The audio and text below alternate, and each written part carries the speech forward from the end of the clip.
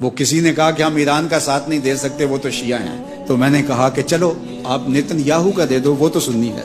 अभी 1-2 माह कबल आयरन डोम की कहानियां ये दानिशवर हमें सुना रहे थे। वो कहते थे वहाँ चिड़िया भी अंदर नहीं जा सकती, लेकिन फिर दुनिया ने मिसाइल जाते देखे, कैसा खौफजदा किया हुआ था। नहीं, नाकाबिले तस्खीर है, इसका मुकाबला नहीं हो सकता। वो आसमान से उतरे हैं, क्यों उनका मुकाबला नहीं हो सकता?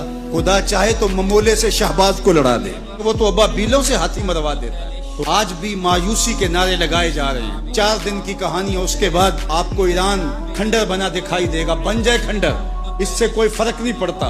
जो पैगंबरों ने जंगें लड़ी हैं, उसके नुकसान पैगंबरों ने उठाए, इससे क्या होता है? तुम खंडर की बात करते तो करबला खंडर नहीं बना था, लेकिन आज झंडे हुसैन के झूल रहे हैं, यजीद के तो नहीं झूल रहे हैं। तो ये खंडर इसराइल बनने वाला है, इस्लाम का झंडा ऊंचा होगा।